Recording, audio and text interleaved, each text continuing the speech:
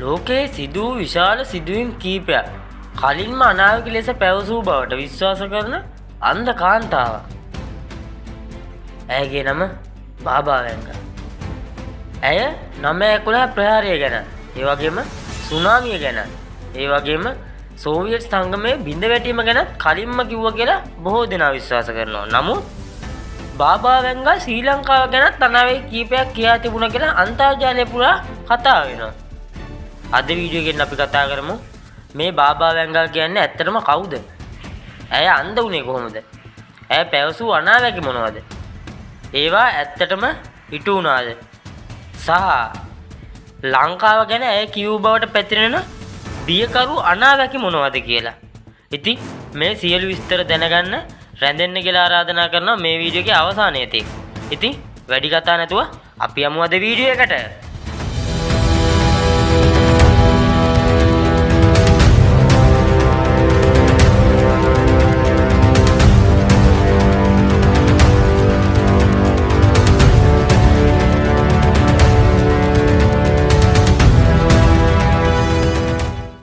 බාබා වැංගා මේ නම් මොකද්ද? බාබා වැංගා ඉතින් ඇත්තම නම එයාගේ බාබා වැංගා නෙමෙයි. එයා වන්ගේලියා පණ්ඩේවා සුස්ටරෝවා කියන නම තමයි එයාගේ ඇත්තම නම උනේ. ඉතින් එයා ඉපදුනේ 1911 ජනවාරි 31 වෙනිදා ඔටෝමාන් අධිරාජ්‍යයට අයත් ප්‍රදේශයක. ඉතින් ඒක වර්තමානයේදී උතුරු මැසඩෝනියාවට තමයි අයත් වෙන්නේ. ඉතින් මේ බාබා වැංගා කියලා නම හැදුනේ කොහොමද? ඉතින් ඒක හරියටම හොයාගන්න අමාරුයි. ඉතින් ඔයා හිතන්නකො පොඩ්ඩක්. ඔයාගේ පොඩි කාලේ ඔයා ඔහම ඉන්නවා, සෙල්ලම් කරනවා, විනෝද වෙනවා, එහෙම ඉන්නවා. එකපාරට ඔයාගේ ඇස් පේන්නේ නැතුව ගියෝ මොකක් වෙයිද? ඉතින් මෙයාගෙත් එහෙම කුඩා කාලයක් තිබ්බා. මෙයාට අවුරුදු 12 දී මෙයාට ඉතා අద్භූත සිද්ධියකට මුහුණ දෙන්න සිද්ධ වෙනවා. දැන් බලමු අපි මේ අద్භූත සිද්ධිය මොකක්ද කියලා. ඉතින් කොහොම ටික කාලයක් ගත වෙනකොට එක් දිනකදී එක සුලි කුණාටුවක් එනවා. ඒ කියන්නේ දැන් අපි ඔය ඉන්නකොට සුලි කුණාටුවක් ඔය හයියෙන් හුලං ගහන්නේ. ආන් ඒ වගේ සුලි කුණාටුවක් එනවා. ආන් එකෙන් තමයි මෙයාගේ ජීවිතයේ තීරණාත්මක මොහොත එළඹෙන්නේ. ඒ කුණාටුවේ මෙයාව අහසට ඔසවලා වීසික් කරලා දානවා. ඊට පස්සේ මෙයාව හොයා ගන්නකොට මෙයාගේ ඇස්වල වැලි, දූවිලි, ඒ වගේ ගොඩක් දේවල් ඇතුල් වෙලා තිබුණා. ඉතින් ඔයා හිතනවද යාළුවනේ මෙයාගේ ඇස්වලට ඒ දේවල් ඇතුල් වුණාට පස්සේ මෙයාට ඇස් පේන්න ගනී කියලා? මෙයාගේ කුඩා කාලේදී ඇස් පේන්න ගනී කියලා? නෑ යාළුවනේ. මෙයාගේ ඇස් පේන එක නැතුව ගිහිල්ලා තිබුණේ වෙනකොට. හිතන්නකෝ අපිට අවුරුදු 12කදී එහෙම දෙයක් වුණා නම් හරිම අමාරුයි නේද? ඉතින් ආන් මේ දෙයට ඒ ජීවිතේ අසාමාන්‍ය සිදුවීමට එයාට මුහුණ දෙන්න සිද්ධ වෙනවා. එයාගේ ඇස් පේන්නේ නැතුව යනවා අවුරුදු 12දී. ඒත් මෙයා කියලා තියෙනවා මෙයාට අනාගතය දකින්න ලැබුණේ ඒ ඇස් පේන්නේ නැතුව ගියාට පස්සේ කියලා. එතකොට මෙයාට අසාමාන්‍ය බලයක් වල ලැබුණාද? කොහොමද මෙයාගේ ඇස් පේන්නේ නැතුව ගියා අනාගතය ගැන කියන්නේ? ඒත් මෙයාට එහෙම බලයක් ලැබිලා තියෙනවා. ඉතින් අපි බලමු මෙයා ඒ අනාගතෙන්, ඒ කියන්නේ අනාගතේ බලන්න හම්බෙච්ච බලෙන් මෙයා මොනවද අනාගතය ගැන කියලා තියෙන්නේ කියලා. ඉතින් අපි යමු ඉස්සරහට. දෙවන ලෝක යුද්ධයේ තියෙන කාලෙදී මිනිස්සු දහස් ගණනක් මේ බාබා වැංගා කියන කාන්තාව හොයාගෙන ඇවිල්ලා තියෙනවා. ඒ ඇවිල්ලා තියෙන්නේ අතුරුදහන් වූ ඥාතීන් ගැන, අනාගතය ගැන, ඒ වගේම ලෝකයේ සිදුවෙන අනිත් දේවල් ගැන අනාවැක කියන්න. ඉතින් මේක කියනකොට අපිට මතක් වෙන්නේ ලංකාවේ මිනිස්සුත් ඒ වගේ නේද? ඔය ජ්‍යොතිෂය, ශාස්ත්‍ර ඒවා පස්සේ යන මිනිස්සු ලංකාවෙත් ඉන්නවා. ඉතින් මෙයා හොඳයි, අරයා හොඳයි, මෙයා ගාවට යන්න. ඉතින් එහෙම කියනව නේද? ඉතින් ඒ වගේම තමයි අරයටත් ඇවිල්ලා තියෙන්නේ ඒ වගේ බලයක්. ඒ කියන්නේ ශාස්ත්‍ර කියන වගේ බලයක් වෙන්න නැතිනේ. ඉතින් ඒ ශාස්ත්‍ර කියන බලය නිසා තමයි මෙයා ගාවටත් ගොඩක් මිනිස්සු ඇවිල්ලා තියෙන්නේ. ඉතින් ඔහොම කාලය ගෙවිලා යනකොට බෝල්කන් ප්‍රදේශයේ නොස්ට්‍රඩාමස් කියන නමින් තමයි මෙයා ප්‍රසිද්ධ වෙලා තියෙන්නේ. ඉතින් අපි බලමු තව ඉස්සරහට මේ බාබා වැංගා කියන කාන්තාව මොනවා කියන්නේ නැද්ද? රැඳිලා ඉන්න වීඩියෝ එකේ අවසානයේ වෙනතෙක් මෙයා ලංකාව ගැන බියකරු අනාවැකි කියලා තියෙනවා. ඉතින් ඒවා ඔයාලට දැනගන්න පුළුවන් වීඩියෝ එකේ අවසානයේදී. ඉතින් අපි යමු වීඩියෝ එකේ ඉස්සරහට. බාබා වැංගා මෙහෙම කිව්වා කියලා සඳහන් වෙනවා. යකඩ කුරුල්ලන් දෙදෙනෙක් ඇමරිකානු සහෝදරයන් මත කඩා වැටුණු ඇත. ඉතින් යකඩ කුරුල්ලන් දෙදෙනෙක් ඇමරිකානු සහෝදරයන් මත කඩා වැටුණු ඇත. මොකක්ද මේ? ඉතින් මේ වෙලා තියෙන්නේ සැප්තැම්බර් 11 වෙනිදා දවස 2001 සැප්තැම්බර් 11 වෙනිදා ගුවන් යානා දෙකක් වර්ල්ඩ් ට්‍රේඩ් සෙන්ටර් ගොඩනැගිලි වලට කඩා වැටෙනවා. ආන්ගේ අනතුරු වෙන්න බැරිද මේ කියලා තියෙන්නේ. මම ඔයාලට කලින් කිව්වා ඔයාලට මතක ඇති 9/11 ප්‍රහාරය ගැන. මේ 9/11 ඒ කියන්නේ 9 කියන්නේ සැප්තැම්බර් 11 වෙන්න බැරිද මේ? හරියටම හරි. 2001 සැප්තැම්බර් 11 වෙනිදා වෙච්ච මේ අනතුර ගැන තමයි එයා කලින් මේ අනාවැකිය කියලා තියෙන්නේ. ඉතින් මේ අනතුර විතරක් නෙමෙයි මේ වගේ අනාවැකි බොහොමයක් කියලා තියෙනවා. ඉතින් අපි ඉස්සරහට බලමු තව මොනවද මෙයා කියලා තියෙන්නේ කියලා. ඉතින් ඔයාලට මතකයිද සුනාමි ඛේද වාචකේ 2004 ලංකාවට බලපෑවේ? ඒක ගැනත් මෙයා කියලා තියෙනවා. හැබැයි කියලා තියෙන්නේ මෙන්න මේ විදිහට. විශාල රැල්ලක් වෙරළ ගිල තමයි. ඉතින් එහෙම කිව්වම හරි අద్භූතයි නේද? විශාල රැල්ලක් වෙරළ ගිල තමයි.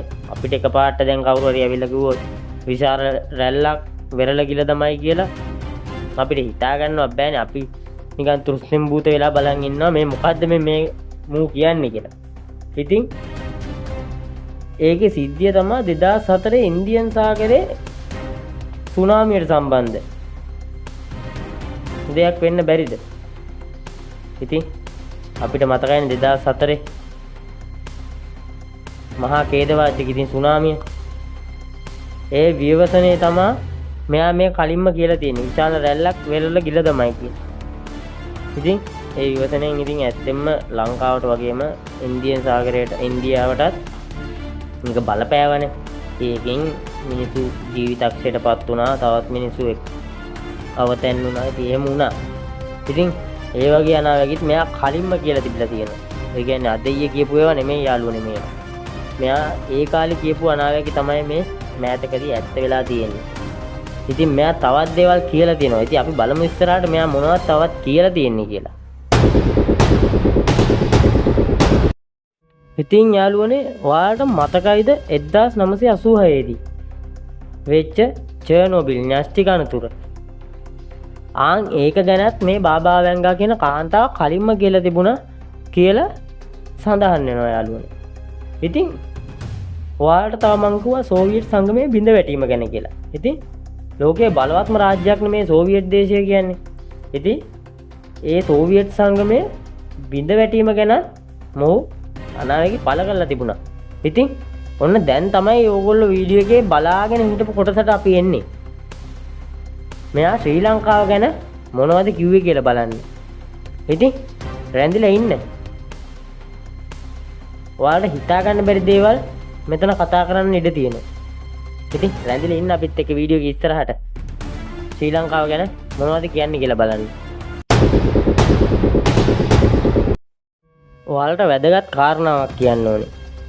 මේවා මේ අන්තර්ජාලයේ බාබා වැංගා කිව්වා කියලා තියෙන විශ්වාස විතරයි. මේවට ලිඛිත සාක්ෂි සාම හොයාගන්න බැරි වෙලා තියෙනවා. ඉතින් ඔයාලට මම කලිනුත් කිව්වනේ 2004 සුනාමි තත්ත්වය. ඉතින් මේකත් මේ ලංකාවට කියපු අනාවැකියක් තමයි. මෙයා කියලා තියෙනවා දකුණු ආසියානු කලාපයට බලපාන ස්වභාවික විවසන, මුහුදු ආශ්‍රිත අනතුරු සහ දේශගුණික විපර්යාස ගැන. ඉතින් කොහොම වුණත් ජනප්‍රවාද සහ අන්තර්ජාලයේ පැතිරෙන තොරතුරු විතරයි මේවා. හැබැයි මෙයා තවත් දෙයක් කියලා තියෙනවා. රතු මකරෙක් ලෝකේ ජය ගනී කියලා. ඒක ගැන අපිට තාම හරියට විස්තර හොයාගන්න බැරි වුණා. අනිවාර්යෙන් ඒක ගැන වීඩියෝ එකක් ගේන්නම් ඔයාලට. ඉතින් මේ රතු මකරා කියලා මෙයා හඳුන්වන්නේ නැත්තේ මොකද්ද? මේ ලංකාව වෙන්න පුළුවන්. ලෝකයේ බලවත්ම රාජ්‍යයක් වෙනවා. ඉතින් ඇත්තෙන්ම එහෙම වෙයිද? අපි ඒ ගැන අනිවාර්යෙන් වීඩියෝ එකක් ඔයාලට ගේන්න. ඉතින් අපි බලමු මේ බාබා වැංගා තව මොනවද කියලා තියෙන්නේ. මෙයාගේ බියකරු අනාවැකි මොනවද කියලා. ඉතින් යාළුවනේ බාබා වැංගා කියපු අනාවැකි අතර දේශගුණික විපර්යාස, කෘත්‍රිම බුද්ධිය මිනිසුන්ට අභියෝග කරන විදිය, නාස්තික ගැටුම්, දැවැන්ත ස්වභාවික ව්‍යසන. ඉතින් ඔයාලට හිතෙනවද මේ දේවල් දැන්ටමත් වෙමින් පවතිනවා කියලා? ඉතින් එයා මේ ගැන අනාවැකි කියලා තියෙනවා. මේවා ඇත්තටම එයා දැකපු දේවල්ද? නැත්තම් මේවා සිදු වුණාට පස්සේ අපේ මිනිස්සු විසින් මනක් කල්පිතව සිතූ දේවල්ද? ඒ කියන්නේ ඕගොල්ලෝ දැන් අපි හිතමු ඔයා මොකක් හරි සිද්ධියක් සිද්ධ වුණාට පස්සේ ඒ දේ ගැන හිතනවා කියලා.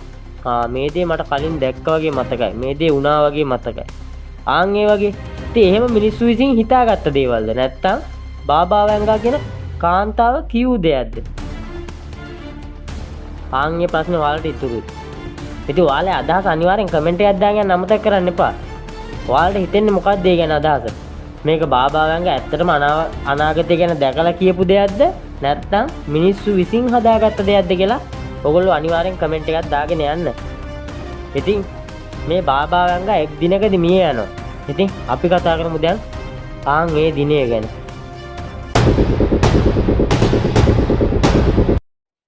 ඉතින් 1996 අගෝස්තු 11 වෙනිදා මේ අනාගතය ගැන දුටුව, අනාගතය ගැන පැවසුව මේ කාන්තාව මිය යනවා.